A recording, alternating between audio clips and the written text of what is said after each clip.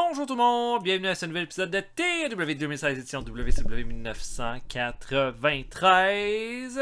On s'approche lentement de notre 200e épisode et ça fait un bout de temps que je n'ai pas fait un épisode sur le WCW. Donc voilà, on va faire notre deuxième semaine du mois de septembre en prévision de Fall Brawl.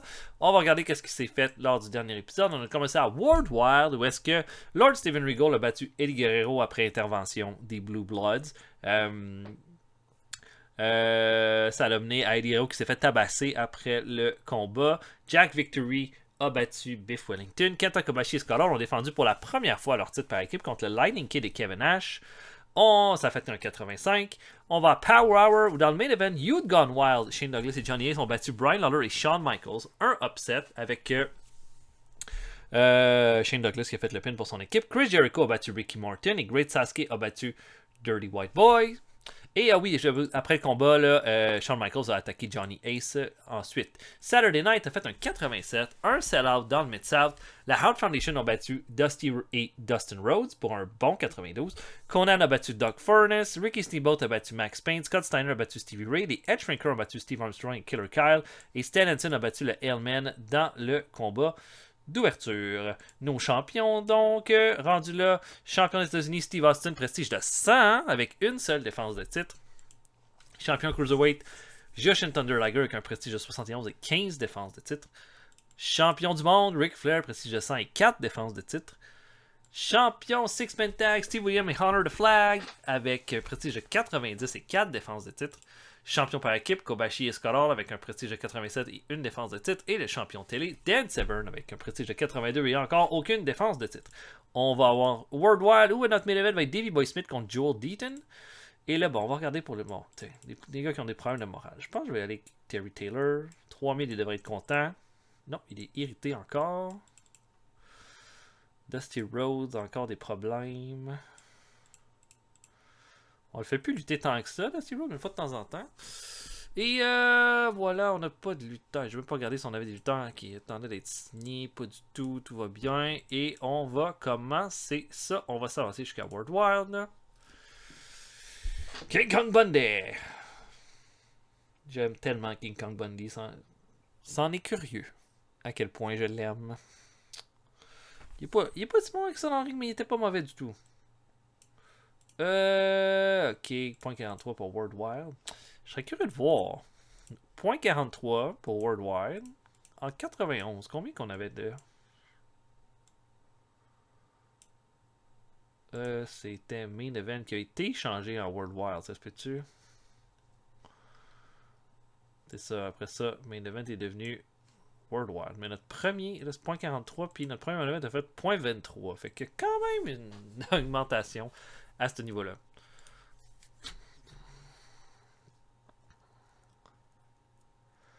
Rey Mysterio. EWF Avalanche avec Jimmy Valiant contre Joe Cruz dans le main event. Koji Kanemoto Sting. Oh, Jushin Thunder Liger considéré comme le meilleur high flyer. Thunder Liger, avant ses blessures, était un high flyer d'exception. Ça, c'est clair. Est-ce qu'il est meilleur que Rey Mysterio à cette époque-là? J'en doute. J'en doute, fortement. Ok. Bon. Qui qu'on a pas ce soir? Arn, Dusty, Jeff Jarrett, Luger sont en time off, Raven est en time off, Hansen ne lutte pas dans les bichots. Et Vampire Warrior, son contrat n'a pas commencé encore. Ok.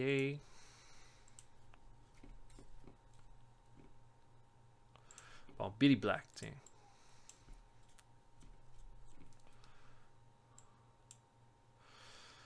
Billy Black éteint Jack Victory. Non. Pas d'amitié. Ok, je book donc Davey Boy Smith contre Joe Deaton. Je book ça, on se voit après. À tantôt, tout le monde. Ok, on commence ça. Scott Taylor, Psychosis, pre-match. Pre-show, on avait le même combat la semaine passée. Psychosis qui l'emporte facilement à 5.39. On va builder Psychosis un peu comme on l'a fait avec Mike Awesome. Pas mal de moments en pre-show avec une série de victoires pour vraiment comme affiner son talent. Si j'essaie de le mettre pour... Parce que j'aimerais ça que ce soit vraiment un big deal quand Psychosis va commencer. Ce que j'aimerais, c'est peut-être qu'il soit immédiatement en feud pour le titre Cruiserweight en rentrant. Mais si je fais ça, Liger va jamais accepter de perdre contre lui en ce moment. Il faut que je le build un peu. Donc, on va faire ça. Il va battre facilement Taylor, 35. Le Lightning Kid affronte James Maritato. Pas mal plus convaincant. Performance de 61 pour le Lightning Kid qui gagne avec un super kick à 6,46. Voilà, Maritato, qu'on se sert pas tant que ça, mais bon élément. Puis il y a toujours un tour que j'ai beaucoup aimé. Glenn Root affronte Chris Jericho. Ensuite, belle performance de Jericho avec un 65 qui gagne avec un Lion Tamer. Jericho, là, on est en train de le builder. Là, ça sera peut-être plus un segment cette semaine, mais voilà. Et dernier combat de pre-show, Sid Vicious affronte Horace Boulder. Et Vicious va prendre 7 minutes pour le battre. Il va le battre avec un chokeslam à 7 minutes 26. Boulder améliore son performance skill, mais Vicious la technique aussi. Donc, pas un combat de perdu. Et on ouvre le show avec Diamond Dallas Page qui est avec son bodyguard Dan Severn qui porte fièrement le titre télé avec sa grosse moustache de papa. Et Diamond Dallas Page dit: je suis toujours à la recherche, hein. En fait, je suis pas à la recherche là. Mais les titres Six-Man Tag s'en viennent pour moi. Je vais battre Steve Williams puis Honor the Flag. Alors que mon partenaire Dan Severn, lui, se cherche encore un adversaire pour sa première défense de titre. Il y a plein de monde qui disait que ce devrait être moi, Diamond Dallas Page, qui devrait avoir une chance pour le titre télé. Et là, Severn commence à regarder DDP. DDP a comme peur un peu. Il dit: mais non. C'est des rumeurs. Ah, le titre télé est à Dan Severn. Hein. Dan a mérité son titre. Hein. Oui, parce que moi, c'est le titre Six-Man Tag que je veux. Le titre Six-Man Tag. Et puis, il dit que il faut ça prendre un challenger pour Dan Severn. Puis, on va trouver la semaine prochaine à World Wild qui va le devenir dans un 4-way. Voilà. 90 pour cette excellente promo. DDP en promo est incroyable. Dans le ring, c'est encore un peu ordinaire. Mais c'est très bien. C'est très bien. On a encore packé Brad Pillman et Roddy Piper contre Bob Holly et Rip Rogers. Bon, Pillman et Piper ont l'air un peu bêtes. Hein? Bon, Eddie Guerrero s'est fait blesser par les Blue Bloods la semaine passée. Mais Pillman et Piper vont être concentrés, vont battre assez rapidement Holly et Rogers à 10 minutes 18 quand Pillman va faire un L Pillman à Bob Holly. Pillman va améliorer son performance skills. On est bien content. Vraiment, juste un petit combat là, pour mettre en avant-plan le fait qu'ils sont pas contents que Guerrero soit blessé. Robert Gibson affronte Louis Spicolli ensuite. Combat vraiment sorti nulle part. Gibson va gagner avec un missile dropkick à 9,36. Mais Spicolli a une performance de 52 et pas loin de Gibson avec un 60. Donc Spicolli s'améliore lentement avec nous autres. Main event, Davey Boy Smith contre Joe Deaton. Deaton donne un bon défi à Davey Boy Smith dans un combat de 15 minutes 18. Et les deux ont une bonne chimie ensemble. Mais au final, Smith va attraper Deaton et va lui faire un running power slam pour une victoire que je pense pas mal de monde avait prévue. Mais immédiatement après combat, un individu masqué arrive et chair shot Davey Boy Smith directement dans le dos. Encore une fois, l'homme masqué arrive. Qui est cet homme? Il donne un chair shot dans le dos et ensuite va faire un DDT sur la chaise et là va quitter avant que les agents se arrivent. Davey Boy Smith est complètement laminé. Personne ne sait qui est cet homme et qui est-il, etc. Et ça se termine là-dessus. 83 pour le show, c'est quand même très très bon. Ouais. Donc qui est cet homme masqué? Hein? Oi. Mais overall, bon show. Puis, ok, le Black Phantom. Bon, on a Vampire Warrior qui joue à la WCW. Qui va être un opener. Ça nous fait un petit lutteur de pas de carte qui a du potentiel par contre. Puis que je vois déjà un potentiel avec potentiellement le clan de Kevin Sullivan avec le Hellman qui sait plus trop où aller depuis un bout de temps. Donc voilà pour ça. Qu'est-ce qu'on fait pour Power Hour? Je serais-tu The Eagle contre Samu? Alors pour mettre en avant-plan le fait que il me semble... Ouais non, je suis en train de vendre d'avance que les Edge Shrinkers vont faire équipe avec... voyons...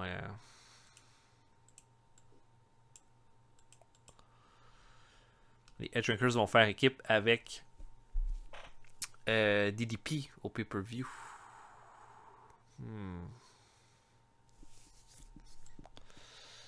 Sinon... Ouais, on peut le faire pareil. On va donner quand même un bon spot. Ça va donner quand même un bon spot au Eagle et à Samu qu'on s'est pas servi tant que ça en top de la carte. Ok. J'y vais comme ça.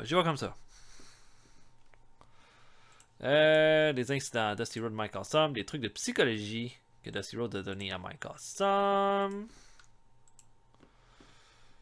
Ok, Biff Wellington. On va y trouver un ami.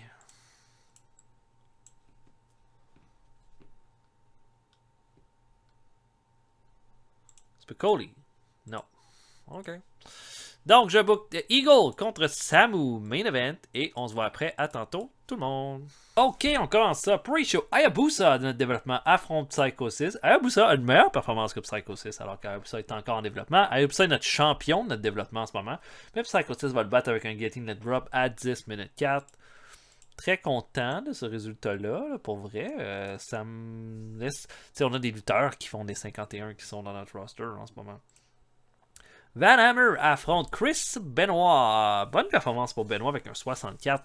Benoit va l'emporter avec un diving headbutt. Rare qu'on utilise Van Hammer. On s'en est servi ici. C'est une de nos récentes signatures. Fit Finlay affronte Booker T. Finlay va bien faire ça avec un 65 avec un Tombstone Power Driver sur Booker T qui s'en vient, j'imagine, dans notre main roster. Mais lui a été blessé longtemps, ce qui fait que c'est pas égalisé avec Stevie Ray qui est déjà dans le main roster. Et la Parka affronte Victor Zanziev dans le dernier combat plus chaud. Bon match de 60 avec Zanziev. Que Zanziev, son contrat va se finir. Puis son contrat va se finir. Là, ça va être tout. On va rien faire d'autre avec lui. La Parka, La Parka, je l'aime tellement. Puis il a toujours fait des bonnes performances. Il a été un bon champion Cruiserweight. On va le garder là. On va lui donner un petit spot ce mois-ci. 8,54 avec un Skull Bomb. Kevin Sullivan ouvre le show avec une promo. Là. Il est pas content. Hein? Il dit que Stan Hansen, ce que tu as fait au Hellman à Saturday Night, tu vas le payer chèrement. Je me suis déjà arrangé parce qu'on va avoir un combat, toi puis moi, à Fall Brawl. Puis il y en a qui disent que c'est toi le gars le plus dur, le plus dangereux de la WCW. J'ai fait des pactes avec des démons et des entités que tu n'as aucune idée. Puis crois-moi que j'en ai pas terminé. Puis que je vais te montrer immédiatement ce que je suis capable de faire. Et 85% de bonne promo là. Il affronte Ultimo Dragon ensuite. Bon petit match de 75 entre les deux. Sullivan va faire un Devil Stomp à 11,47. Cependant, il va battre le Ultimo. Ok. On a une promo de Conan qui fait un 88. Ok. Conan est solide pour vrai. Là. Il commence à vraiment m'impressionner. Ça a été un très bon choix de le mettre dans les Horsemen dans le fond. Et là, il dit que il en a assez. Là. Il en a assez parce qu'en ce moment, c'est le seul Horseman qui n'a pas d'or autour de la taille. Il en a assez parce qu'il y en a qui considèrent que c'est lui le maillon faible du groupe. Puis il sait que quand les Horsemen ont pris Conan, c'était pas parce que c'était pour devenir le maillon faible. Il savait qu'il allait devenir le maillon des Horsemen. Puis là, en ce moment, il y a des lutteurs qui ont cette aura-là, cette aura d'invincibilité, cette aura qui sont dangereux, qui rien peut les arrêter. Puis c'est ces lutteurs-là que Conan veut arrêter. Parce qu'en faisant ça, il va pouvoir leur prendre cette aura-là. Il va pouvoir se détacher de l'image qu'il a d'être le maillon faible des Horsemen. Et il dit, un gars comme toi, Mitsuharu Misawa, qui est venu ici, qui botte des culs, qui vient badass à gauche puis à droite, qui impressionne tout le monde, c'est des lutteurs comme toi qu'il faut que j'affronte. C'est à toi. Et ça a l'air que j'ai encore des choses à prouver, mais j'ai des choses à me prouver à moi-même. Puis ça va être des gars contre toi que je vais pouvoir bâtir ma légende. Es-tu prêt à venir dans le ring contre moi? Promo de Conan, 88, c'est vraiment bon. Et on a ensuite Dustin Rhodes et Kevin Nash contre Brian Lawler et Terry Taylor. Et là, ça c'est intéressant. Parce que c'est Nash qui prend le pin et il veut pas le prendre le pin. Et en fait, il va abandonner là, dans ce combat-là. Et c'est la deuxième fois que ça m'arrive. Moi, je vous le dis, Nash, là, oui, ok, son Star Quality est incroyable. Mais son in-ring est pas bon. Il est à 62, puis il était considéré comme un main event à un moment donné. C'est un peu Kevin Nash, c'est comme Sid Vicious, mais en pire. Puis il m'a rien montré de particulièrement bon. Tout comme ça a été bon quand il était en team avec DDP, mais pour le reste, ben. Puis moi, je serais même pas gêné de m'en débarrasser, qui disent qu'il s'en va par lui-même, puis qu'éventuellement il soit signé à la WWF, puis blablabla. Ça me dérange pas. Ça me dérange pas de les aider avec un gars comme Kevin Nash. Par contre, moi, on a déjà un gros roster. S'il y a des lutteurs qui sont pas capables de livrer la marchandise, je les garderai pas. Puis Lash en fait partie, fait que j'ai décidé de le faire perdre pratiquement tous ses combats. Et ils vont perdre contre Lawler et Terry Taylor, alors que Terry Taylor va tricher avec un low blow et va faire un sharpshooter pour le faire abandonner. 77 pour ce combat-là. Et évidemment, Nash ne voulait pas perdre. Donc, à voir où est-ce que va être son moral rendu là. Mais moi, je continue de le faire perdre. Comme j'ai rien qui me montre qui est bon. Main event Legal contre Samu, ça fait un 73. Pas mal ce que je m'attendais de ça. Peut-être j'aurais pu mettre le Patriot, ça aurait donné un meilleur combat. Mais je voulais donner un spot au Eagle qui s'est quand même pas mal amélioré. Et contre Samu, bon match entre les deux. 69 de performance pour Samu, 58 pour l'Eagle. DDP va intervenir en prenant la petite six-man tag et de frapper dans le dos du Eagle alors qu'il ne voyait pas. Samu va faire un super kick avec un diving headbutt de la troisième corde pour l'emporter. On sait déjà que DDP s'est allié avec les Head Shrinkers pour affronter Stan Hansen et Honor the Flag au pay-per-view. Ça fait un 77. Pas mauvais. Pas mauvais.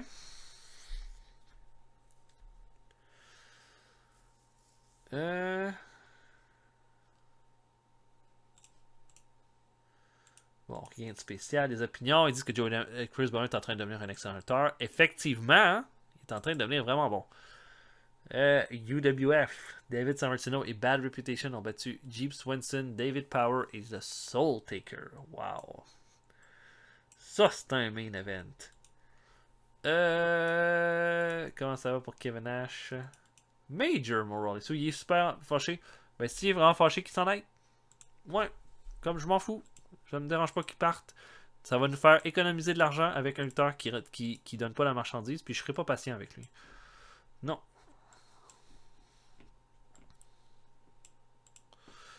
Ok.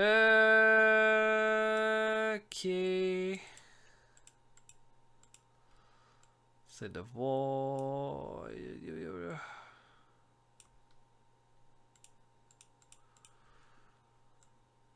dit non.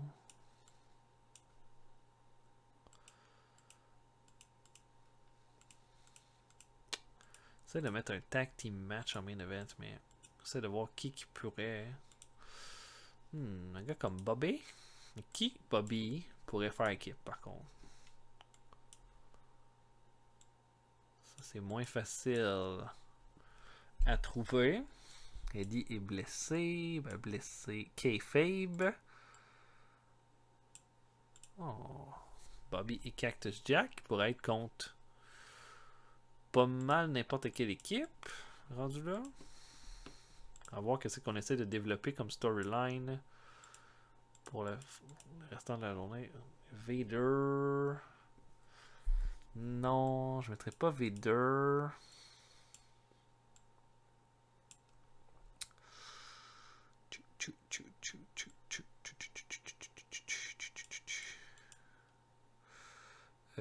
Steve Armstrong, Sid Vicious, Shawn Michaels. Non, j'ai pas vraiment. Pas vraiment le goût de mettre Shawn Michaels en fait. Oh ouais, Kurt Hennig et Ric Flair, vu qu'ils sont un peu en rivalité pour le titre mondial. I like that. C'est un solide match ça. Ok.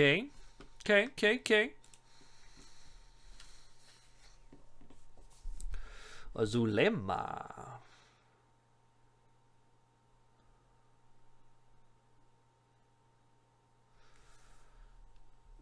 Oh, Junkyard Dog qui se fait offrir un contrat. Lui, as-tu lutté?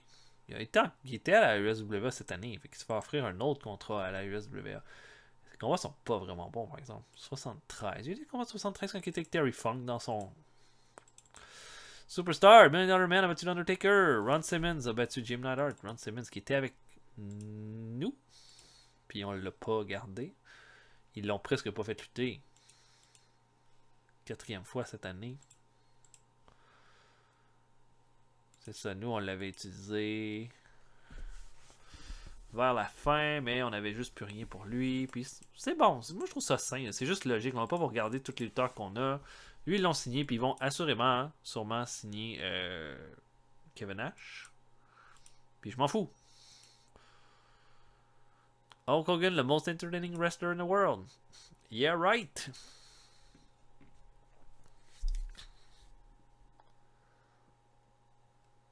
Max Andrews. Connais pas.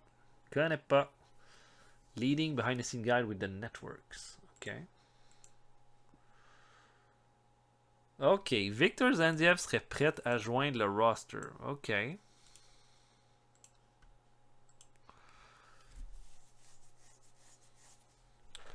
n'y a pas grand chose à dire, à faire avec lui. On l'a pour combien de temps? 5 mois. OK. On va faire un recall.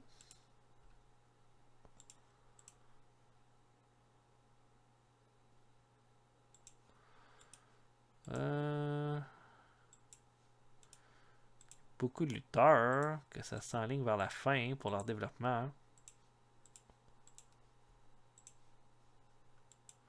Faut checker ça. Peut-être le prochain épisode, on pourrait regarder ça. Bon, Zandiev, c'est clair, ça va être un enhancement talent. Puis je ne m'attends pas à grand chose, lui. Probablement qu'on va en terminer avec lui quand ça va être fait, là. Comme je vous dis d'avance, j'ai rien pour lui. Ok, on va faire un middle. On va essayer d'être stratégique là, sur celui-là.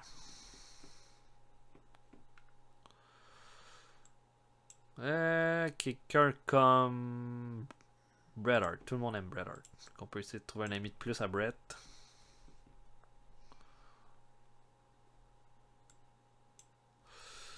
Quelqu'un comme Scott Steiner. Ha! Ha ha ha! Bret est ami avec le monde entier. Bret, Davey Boy Smith, Steiner, Sting, Kurt Hennig, Rick Rude. Wow! Imagine. Ok, je book Bobby Eaton, Cactus Jack contre Kurt Hennig et Ric Flair. Je book ça, on se voit après. À tantôt tout le monde! Ok, on commence en pre-show. Les Colossal Kongs affrontent Chaz Warrington et Glenn Root, les Headbangers. Bon petit match de 51. 58 pour Awesome Kong, 37 pour Crusher Kong. Awesome Kong a l'avantage d'avoir été longtemps dans notre main roster. Il a eu le temps de se développer pas mal. Les Colossal Kongs vont l'emporter avec un Kong Pactor sur Glenn Root à 5 minutes 50. Wow! Awesome Kong, sa technique, son flying skill. Crusher Kong, sa technique, son flying skill et son performance skill. C'est excellent ça. Et ouais, bien content. Je suis sûr qu'on va pouvoir faire quelque chose avec Colossal Kongs, quelque chose que la WCW n'a jamais pu faire. Hein. Matt Hardy affronte un lutteur local, affronte Psycho 6. Psycho 6 va l'emporter qu'un guillotine Night Bluff à 9 minutes 12, mais les Hardy Boys sont rentrés dans la base de données. Donc c'est intéressant ça. 43. Bob Starr, lutteur local, affronte Hellman. Le Hellman va l'emporter qu'un Hard Punch à 6 minutes 4. Une performance de 61, ce qui est très bon. Il améliore son performance skill. J'aime ça.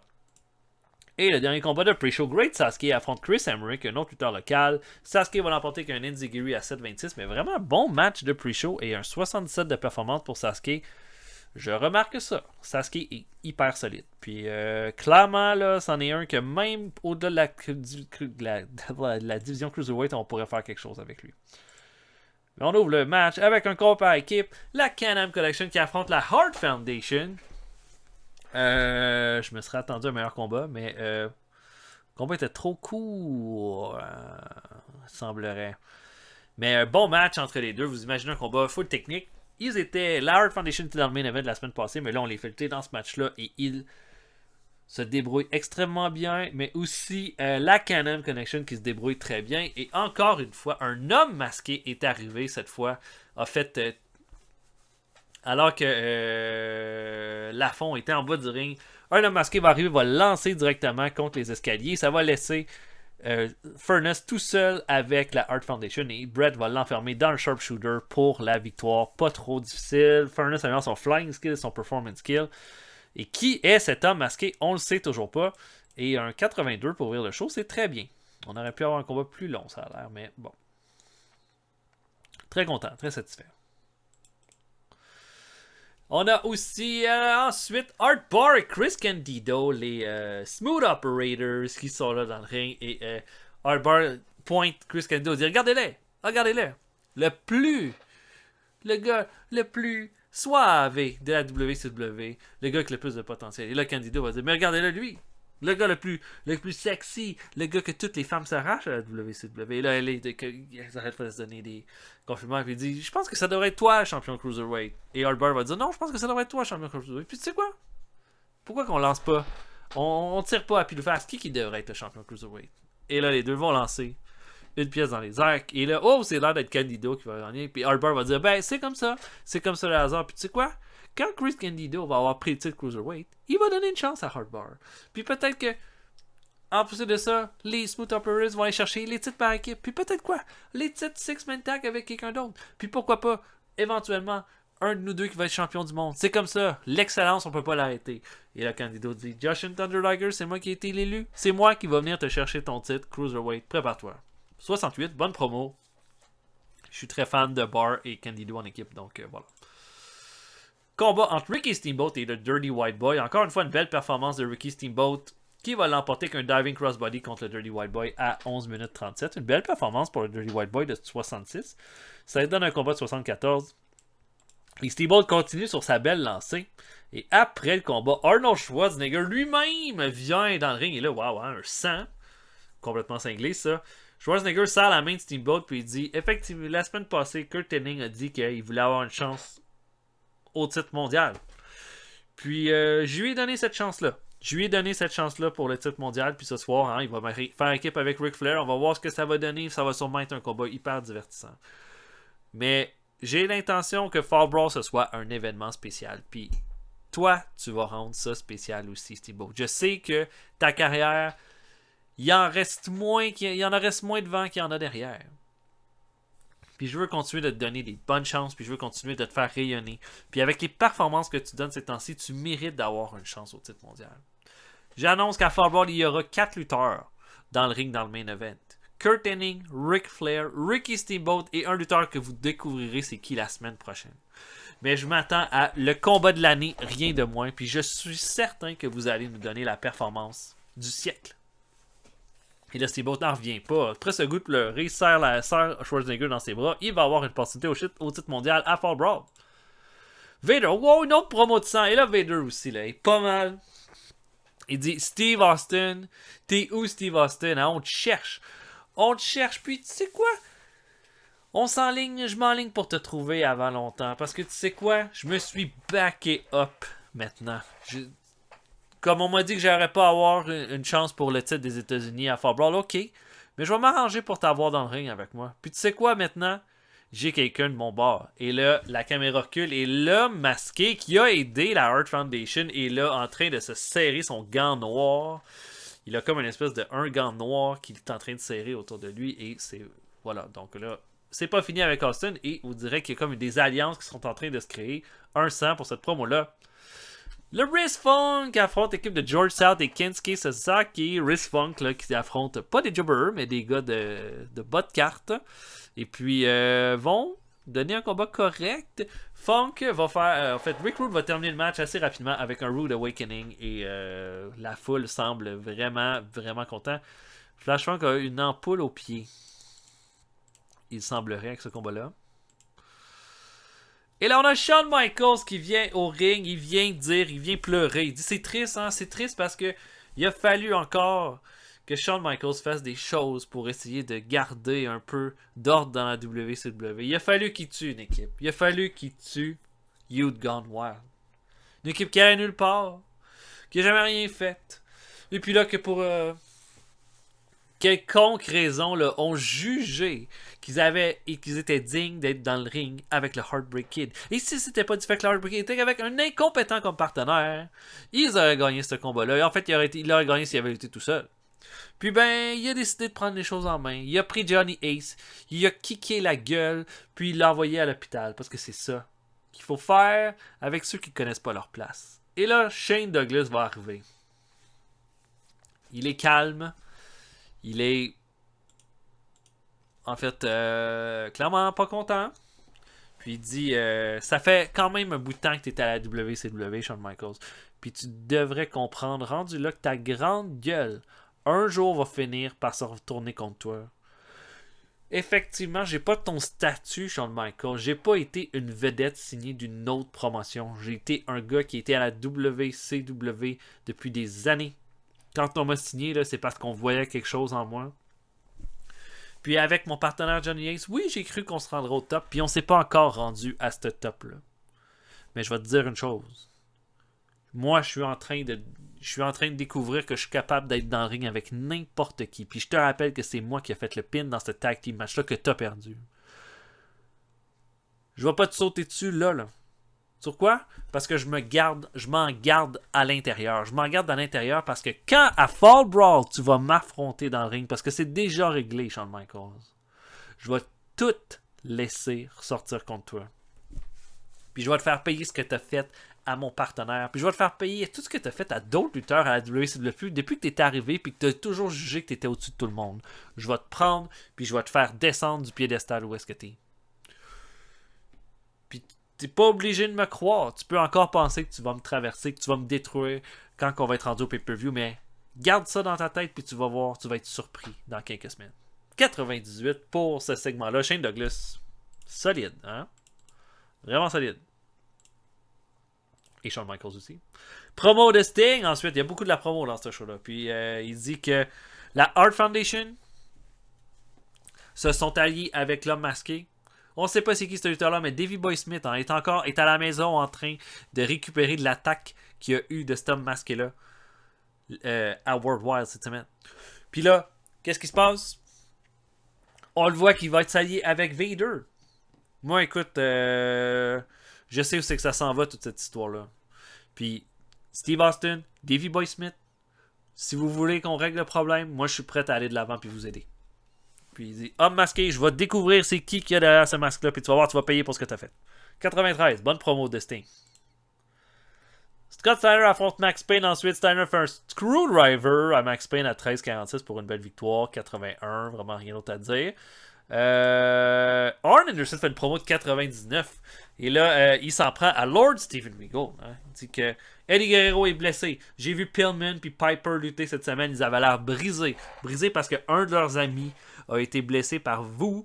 Votre espèce de clan de merde où est-ce que vous attaquez tout le monde par derrière puis vous essayez toujours de tricher pour l'emporter. Regal, ça fait longtemps je sais que tu veux m'affronter dans le ring. Puis ça fait longtemps que moi je veux le faire aussi. Tu sais quoi? On y va. Fall Brawl, tu embarques dans le ring avec moi, Regal. Puis tu vas voir une leçon de lutte comme tu n'en as jamais eu. Toi, tu penses que c'est toi, le summum de la technique, le summum de la lutte en ce moment. Tu n'as jamais affronté Arn Anderson quand il essaie de prouver quelque chose. Puis je vais te dire une chose, c'est pas pour rien que je suis encore au top de ma game, encore à l'âge que j'ai. Parce que des lutteurs comme toi, je m'en débarrasse puis je leur fais une bonne leçon quoi. Ils ont un problème avec moi. 99. Les promos sont incroyables ce soir. Main event, oh, bon 92. Ethan et Cactus Jack affrontent Kurt Hennig et Ric Flair. Performance de 96 et 92 pour Hennig et Flair. Dans le fond, les deux vont tout le combat là, faire des tags, mais vont vraiment pas être en cohésion. Là. Ils vont juste essayer de se prouver un à l'autre. Ça va donner des opportunités à Ethan et Cactus Jack dans le combat de remonter. Mais au final, Hennig va faire un Hennigplex à Cactus Jack à 19 minutes 55 et va l'emporter. Et Hennig là, va prendre la ceinture de champion du monde avant Flair et va lui mettre au visage, comme pour dire ça pourrait être à moi bientôt. Flair va la prendre, va quitter le ring, va être bien insulté et ça va se terminer là-dessus. Flair améliore sa technique, Ethan et Hennig leur performance skill et le show se termine là-dessus aussi. Pas assez de Madame Cute. Ah, j'ai oublié de mettre ça dans le show. Mais ça a quand même donné 87 pour notre show.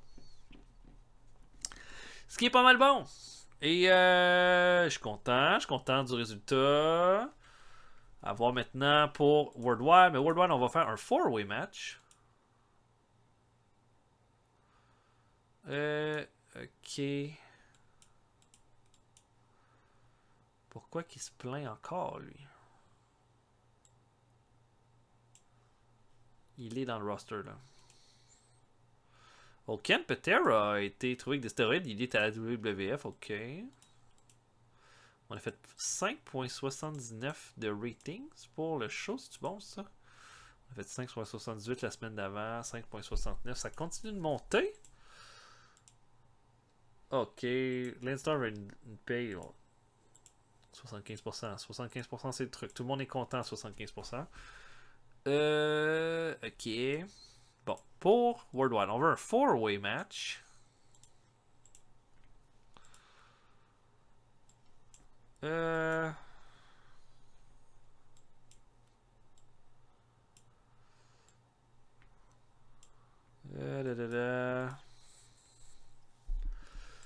Qui je pourrais prendre? Ben, tu sais, je pourrais-tu prendre un Rock'n'Roll Express? Ça ferait pas très crédible de les mettre dans le main event comme ça. Ok, pourquoi pas? Tiens, Robert Gibson du Rock'n'Roll Express. Là, c'est pour savoir qui va être le number one contender pour le titre télé de Dan Severn, tel qu'annoncé par tiens, la Parka, évidemment, tel qu'annoncé par DDP cette semaine.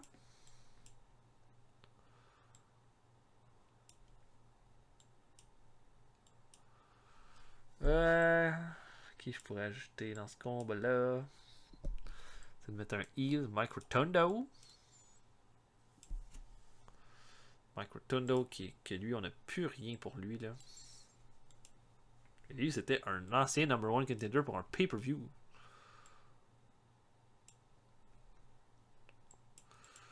Pas Finlay, pas Dusty, pas Dustin non plus. Pas un Dirty White Boy. Dean Malenko. Donc, Robert Gibson, La Parka, Mike Rotundo, Dean Malenko vont s'affronter pour un number one contendership pour les titres télé. Voilà. Ce sera le main event. Bon, j'espère que vous avez apprécié. J'ai eu beaucoup de plaisir, vous direz, ce soir à faire ce show-là. Et ben, j'espère que vous avez apprécié. On va se voir pour un prochain épisode bientôt. Salut tout le monde. À la prochaine.